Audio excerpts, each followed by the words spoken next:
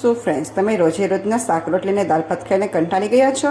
તો આજે હું આપના માટે એક બિલકુલ નવી જ રેસીપી લઈને આવી છું, જે ખૂબ જ ઓછા સમયમાં અને ખૂબ જ ઓછી મહેનત સાથે. હવે જો ગરમીમાં તમને કંઈક હલકો ફૂલકો નાસ્તો કરવાનો મન થાય ને, તો તેના માટેનો આ નાસ્તાનો ઓપ્શન બેસ્ટ રહેશે. અને સાથે જ બનાવીશું આપણે એક સિક્રેટ મસાલો. તો ફ્રેન્ડ્સ, ચાલો આજની રેસીપી શરૂ કરીશું. ફ્રેન્ડ્સ, આજનો નાસ્તો બનાવવા માટે આપણે એક વાસણ લઈશું. તેમાં 1 ચમચા જેટલું તેલ એડ કરીશું. તેલ આપણું ગરમ થાય તેમાં અડધી ચમચી આખું જીરું એડ કરીશું. અને સાથે જ આપણે મીઠા લીમડાના પાના રીતના હાથેથી કટ કરીને એડ કરી દઈશું. જીરું આપણું સરસ સતરાય એટલે તેમાં ઝીણી સમારેલી ડુંગળી એડ કરી દઈશું. મેં નાની સાઈઝની ડુંગળી લીધી હતી, તો આપણે તેને એકાદ મિનિટ માટે સાતરી લઈશું. ડુંગળી આપણી સતરાય એટલે તેમાં આપણે લીલા મરચાં એડ કરી દઈશું. હવે તેને આપણે હલાવીને એકાદ મિનિટ માટે રહેવા દઈશું. ફ્રેન્ડ્સ, 1 મિનિટ જેવું થાય પછી આપણે તેમાં 1 વાટકો પાણી એડ કરી દઈશું. સાથે જ આપણે અડધો વાટકો પાણી એડ કરીશું, એટલે ટોટલ અહીં આપણે 1.5 વાટકા જેટલું પાણી એડ કરીશું. તેમાં થોડા મસાલા કરી લઈશું. તેમાં લઈશું અડધી ચમચી હળદર પાવડર, અડધી ચમચી ધાણા જીરું પાવડર, અડધી ચમચી લાલ મરચું પાવડર, પછી આપણે એડ કરીશું અડધી ચમચી મરી પાવડર, પછી એડ કરીશું 1 ચમચી સફેદ તલ, અને પછી લીલા ધાણા એડ કરી દઈશું. પછી આપણે એડ કરીશું સ્વાદ પ્રમાણે નમક. હવે આ પાણીને આપણે ઢાંકીને થોડુંક ઉકળવા દઈશું. ફ્રેન્ડ્સ, 2 થી 3 મિનિટ જેવું થઈ ગયું છે અને પાણી પણ આપણું સરસ એવું ઉકળી ગયું છે. તો હવે આપણે તેમાં અડધા વાટકો ચોખાનો લોટ એડ કરી દઈશું અને સાથે અડધા વાટકો રવો એડ કરી દઈશું. બધું હલાવીને સરસ એવું મિક્સ કરતા જઈશું અને ગેસની ફ્લેમને આપણે લો રાખીશું, જેથી કરીને આપણું મિશ્રણ છે તે સરસ એવું મિક્સ થઈ જાય. જો ફાસ હશે તો લોટ નીચે ચોંટવા લાગશે. તમે જોશો કે બધું સરસ એવું મિક્સ થઈ ગયું છે. તો ફ્રેન્ડ્સ, હવે આપણે ઢાંકીને તેને 2 થી 3 મિનિટ માટે રહેવા દઈશું, જેથી કરીને રવો પણ આપણો સરસ ફૂલી જાય અને આપણો ચોખાનો લોટ છે તે કાચો ના રહે. તો ફ્રેન્ડ્સ, 2 મિનિટ જેવું થઈ ગયું છે, તો આપણે ગેસની ફ્લેમને બંધ કરી દઈશું અને હવે આપણે લોટને એક વાસણમાં કાઢી લઈશું અને તેને થોડો ઠંડો થવા દઈશું.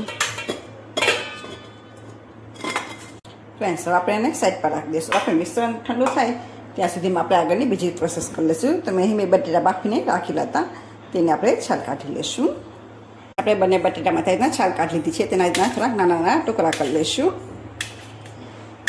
આ રીતના તો ફ્રેન્ડ્સ, તમે નાના ટુકડા કરશો ને તો તમને મેશ કરવામાં સહેલાઈતા રહેશે.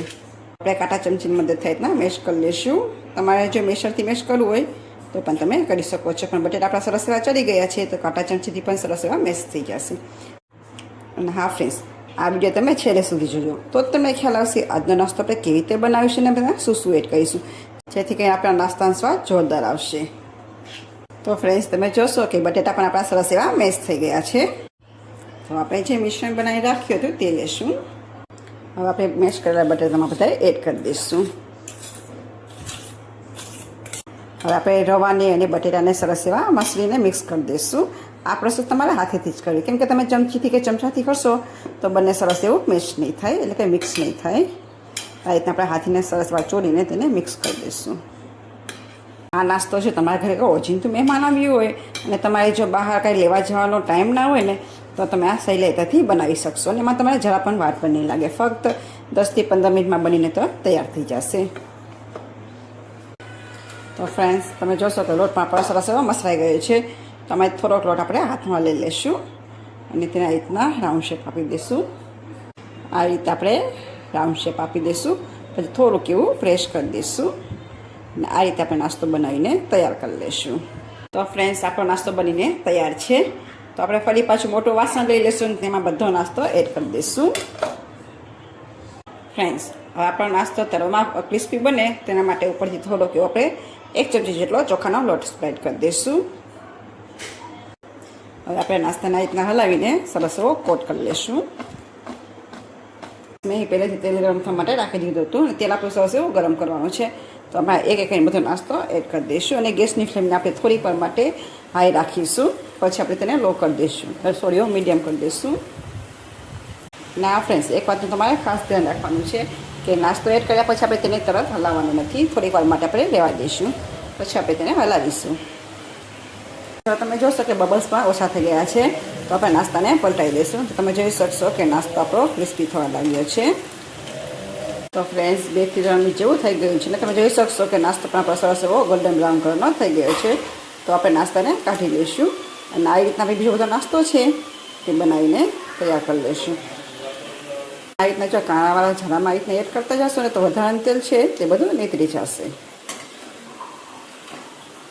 ફ્રેન્ડ્સ, આપણે બીજો નાસ્તો તરાય ત્યાં સુધી મસાલો તૈયાર કરી લઈશું. તેમાં લઈશું અડધી ચમચી મરીનો પાવડર, 1 ચમચી ચાટ મસાલો. જો તમારી પાસે ચાટ મસાલા ન હોય તો તેની જગ્યાએ તમે આમચૂર પાવડર પણ લઈ શકો છો. પછી આપણે એડ કરીશું અડધી ચમચી શેકેલા જીરાનો પાવડર. જો તમારી પાસે ના હોય ને જો ધાણા જીરું પાવડર હોય તો પણ તમે લઈ શકો છો. પછી આપણે એડ કરીશું અડધી ચમચી કાશ્મીરી લાલ મરચું પાવડર. તમારી પાસે જો કાશ્મીરી લાલ મરચું પાવડર ના હોય તો તમે તેને સ્કીપ પણ કરી શકો છો. તેની જગ્યાએ તમારા ઘરમાં જે રેગ્યુલર મરચું વાપરતા હોય તે પણ તમે લઈ શકો છો. સાથે જ આપણે એડ કરીશું નમક અને પછી આપણે એડ કરીશું અડધી ચમચી સંચર પાવડર. આ બધા મસાલાને આપણે સરસ એવો મિક્સ કરી લઈશું. અને ફ્રેન્ડ્સ, એક સરસ મજાનો મસાલો બનીને તૈયાર થઈ જશે. તમારે બહાર લેવા જવાની પણ જરૂર નહીં પડે. તમે ઘરે આ મસાલો આસાનીથી બનાવી શકશો. આ મસાલામાં આપણે જે વસ્તુ ઉપયોગ કરીએ છીએ તે બધી વસ્તુ તમારા ઘરમાં હશે જ. તો ફ્રેન્ડ્સ, આપણો ચટપટો મસાલો બનીને તૈયાર છે. તો ફ્રેન્ડ્સ, આપણે મસાલો તૈયાર કર્યો ત્યાં સુધીમાં આપણો નાસ્તો પણ સરસ એવો તળાઈને તૈયાર થઈ ગયો છે. તો આપણે ઉપર મસાલો એડ કરી દઈશું. અહીં તમે જેટલો મસાલો પસંદ હોય એ પ્રમાણે તમે એડ કરી શકો છો. તો હવે હલાવીને તેને સરસ મિક્સ કરી દઈશું. ફ્રેન્ડ્સ, તમને અવાજ ઉપરથી જ ખ્યાલ આવી ગયો હશે કે આપણો નાસ્તો કેટલો ક્રિસ્પી બન્યો છે. ફ્રેન્ડ્સ, તૈયાર છે આપણો એકદમ ટેસ્ટી, ક્રિસ્પી અને કુરકુરે વાતનો નાસ્તો. આ નાસ્તો તમે ચા સાથે, ટમેટા કેચપ સાથે કે શેઝવાન સોસ સાથે ખાઈ શકશો. ફ્રેન્ડ્સ, આ નાસ્તો એટલો સરસ બનશે ને તો મારી તો ગેરંટી છે ઘરના બધાને જરૂરથી ભાવશે. અને આ નાસ્તો બનાવવો પણ એટલો સહેલો છે જે ફટાફટ બની તૈયાર પણ થઈ જશે. ફ્રેન્ડ્સ, એક હું તમને ચેક કરીને પણ બતાવીશ કે તમે જોઈ શકશો કે આપણો નાસ્તો ઉપરથી સરસ એવો ક્રિસ્પી બન્યો છે અને અંદરથી એવો એકદમ સોફ્ટ બન્યો છે. તો ફ્રેન્ડ્સ, તમે એકવાર જરૂરથી ટ્રાય કરજો. ફ્રેન્ડ્સ, તમને આજની મારી રેસીપી કેવી લાગી તે મને કમેન્ટ બોક્સમાં જરૂરથી જણાવજો. અને આપ મારો વિડીયો કયા શહેરમાંથી જોવો છો તે પણ મને કહીજો. આપને જો મારી રેસીપી પસંદ આવી હોય તો એક લાઇક કરજો, શેર કરજો અને હેતસ કિચનને સબસ્ક્રાઈબ કરવાનું ના ભૂલતા. તો ફરી પાછા મળીશું નવા સ્વાદ સાથે, નવા વિડીયા સાથે. ત્યાં સુધી આવજો.